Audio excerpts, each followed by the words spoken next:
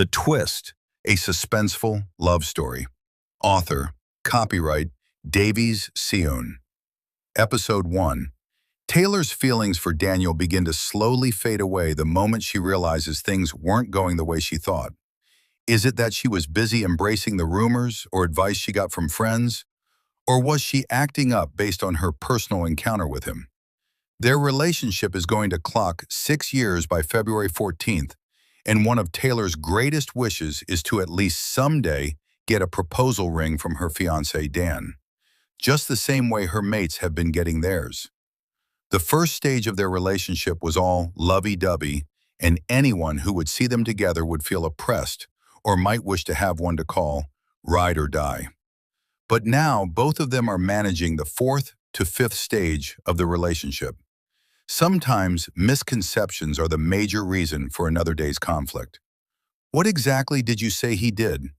her sister questioned for certainty. "Daniel is cheating on me," Taylor sobs with her hands cupped against her jaw and her face wearing a sad countenance. How do you know that? Or are you just cooking assumptions?" Vicky asked.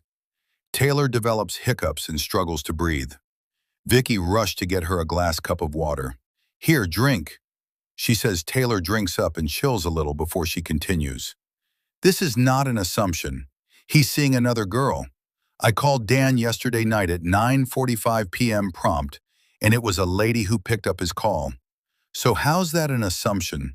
Taylor asked her sister with a long frown boldly written on her face. "So what did the lady say to you on the phone?" Vicky asked nervously. Taylor was speechless for a while, and then she resumed saying, "Oh my gosh, I only heard her say hello. I literally gave my all to this guy. So now all my time investment, commitment, and finances are all wasted. Dim," she said in regrets, flings her sponge wig to the floor. And with her right index finger in between her clenched teeth, tears rolled down her cheek to kiss her lips. "No, nah, you don't need this." Her sister patted her back to console her. "You seriously need to be strong. You need to prove to him that you are strong despite the heartbreak he has caused now.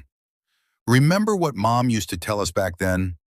The best revenge you can give a man who has broken your heart is to believe in yourself, love yourself, and look beautiful again. And when he comes back pleading, follow your heart," Vicky emphasized. "Oh, Mom, may her soul rest in peace.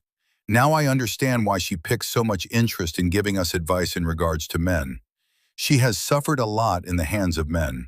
She would say, marry a kind man, not a rich man." That hits deep," Taylor buttressed. "But even as at that, Mom got married, didn't she?" she asked in a perplexed mood. Vicky replied saying, "Yes, she did, although Dad is nowhere to be found. He wasn't there to give all the support she needed to raise us from birth. She said Dad was only rich, but wasn't kind enough to be a backbone.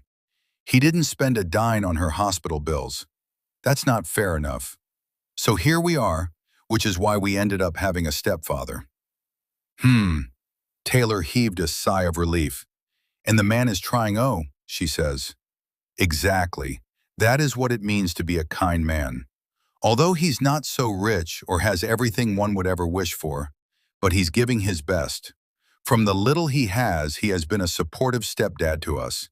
That is what it means to be a kind man. And you may be lucky to end up getting married to a man who's rich and kind at the same time." Wow. "I can't wait to celebrate my next birthday with the title, Mrs." Taylor chuckles. "But Dan is fucking up, I swear. Girl, you don't need that. You need to cheer up. No man deserves your tears. Trust me, I want to see you smiling and winning." Vicky walks up to the refrigerator in the kitchen, picks up a red wine and pops it. Served 2 wine glasses and offered one to her younger sister so she could drink up. "You need this to brighten up," she says. "Okay, so we got someone who's wishing to celebrate her next birthday as a Mrs. Lala," Vicky said cheerfully. "So if I may ask you, what kind of man do you intend to get married to? What's your spec?"